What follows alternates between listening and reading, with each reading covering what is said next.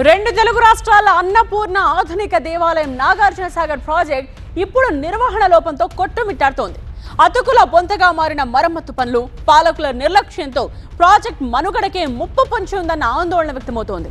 వర్షాకాలం దగ్గర పడుతున్నా మరమ్మతుల విషయంలో అడుగు ముందుకు పడకపోవడం నిపుణులను కూడా ఆందోళనకు గురిచేస్తోంది. అసలు సాగర్ స్పిల్వే దగ్గర ఏం జరుగుతోంది? ఇంతకీ ఎక్స్పర్ట్స్ ఏం చెప్తున్నారు?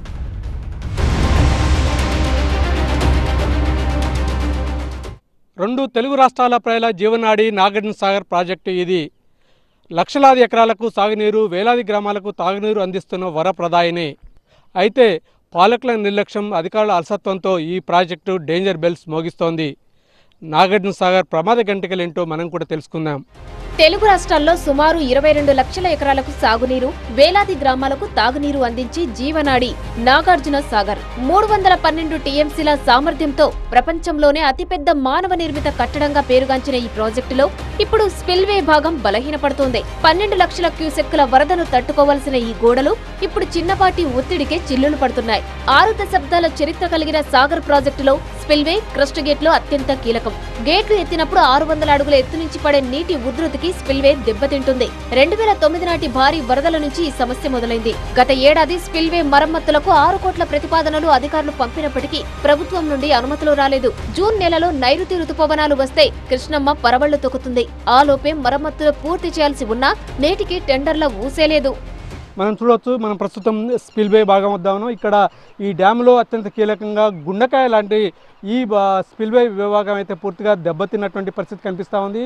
దాదాపు 12 లక్షల క్యూసెక్ల వరద నీరు వచ్చినప్పటికీ కూడా తట్టుకునేలా ఈ ప్రాజెక్ట్ని అయితే అప్పట్లో ఈ స్పిల్వేని అయితే డిజైన్ చేశారు. అలాగే దాదాపు క్రస్ట్ గట్ల మించి 546 అడుగుల మీద నుంచి వరద నీరు వచ్చినా తట్టుకునేలా కూడా డిజైన్ చేశారు. కానీ రికార్డు స్థాయిలో 2009-11లో వచ్చినటువంటి భారీ వరదలకైతే ఈ స్పిల్వే పెద్ద ఎత్తున భారీ గుంతలు కూడా పడ్డాయి. అయితే అప్పటి నుంచి కూడా ప్రతి ఏటా చేస్తున్నటువంటి మరమ్మతులు అయితే తూతు మంత్రంగా కొనసాగుతున్నాయి. దాదాపు 20 క్రస్ట్ గేట్లలో కూడా ఈ స్పిల్వేపై గుంతలు అయితే పడినటువంటి పరిస్థితి అయితే కనిపిస్తూ ఉంది.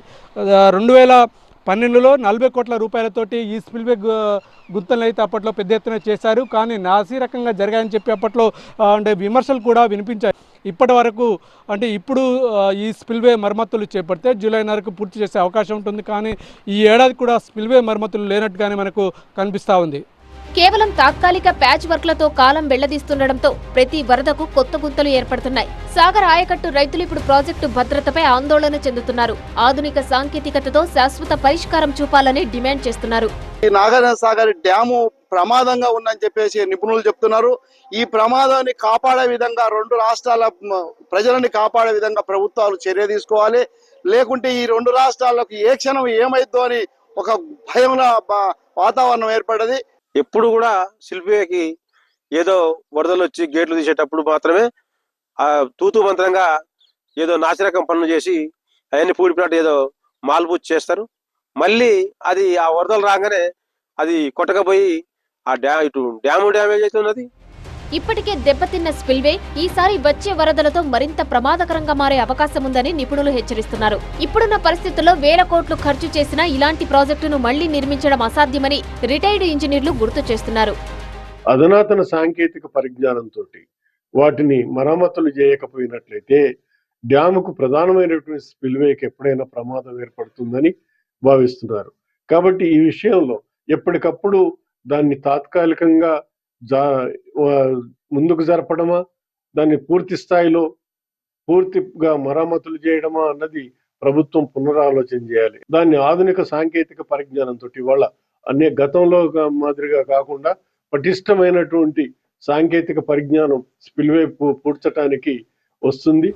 నాగార్జున సాగర్ ప్రాజెక్టు నిర్వహణ, మరమ్మతులపై పాలకులు, అధికారులు నిర్లక్ష్యం చేస్తున్నారని రైతు సంఘాలు విమర్శిస్తున్నాయి.